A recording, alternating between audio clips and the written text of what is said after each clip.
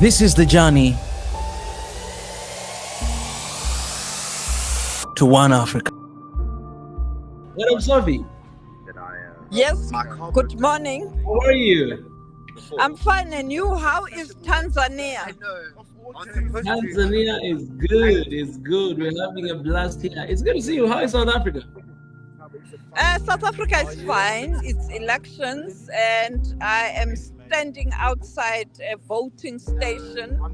The former South African deputy president was here to cast his ballot, Kgalema Motlanthe, and now I am waiting for the former South African president, Thabo Mbeki, who is going to arrive in 2 hours' time. So I am at the polling station.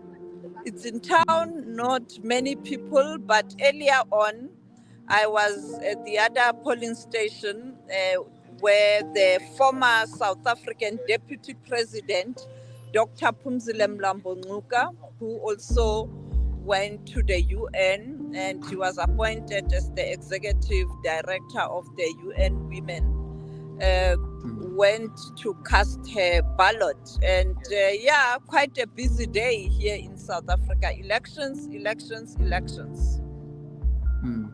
Madam, I appreciate that for setting actually your time in such a busy day to come and join us here at Swahili Nation. I would like to know, how would you describe the election of this 2024 in South Africa? Quite important elections, because you know that 30 years on since democracy, a lot has happened, a lot has been done, but a lot still needs to be done. And also, you know that 1994, it was much easier because the black majority knew exactly who to vote for, because it was a transition.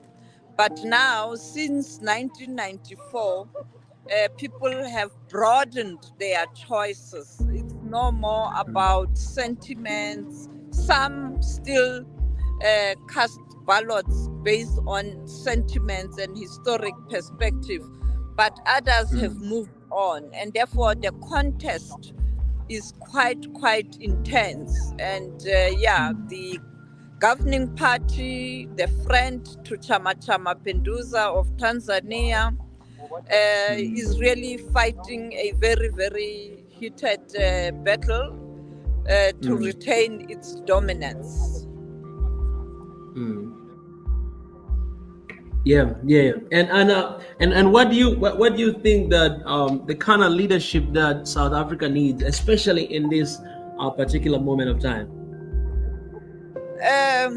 You need a leadership that is committed, that is going to ensure that they deliver in terms of what they promise. People who are going to ensure that, particularly the young people in this country, their concerns are attended to. You know that Africa has got a very youthful population, and majority of the population, the youthful population, are unemployed because of the economic challenges in this on the continent. And I think for me that's the critical issue. How do you build the economy? And that economy will translate in creation of jobs. How do you ensure that you address the socio-economic condition of the previously disadvantaged? And to deliver, but also to continue to be an important voice on the global stage. Indeed. And when should we expect to hear the results today? The IEC is intending to announce the results on Sunday, depending on how the process will go. You know, it's a hotly contested process this time around. You don't know whether there will be litigations, as we saw earlier on, where people were challenging certain issues, and the electoral court was quite busy.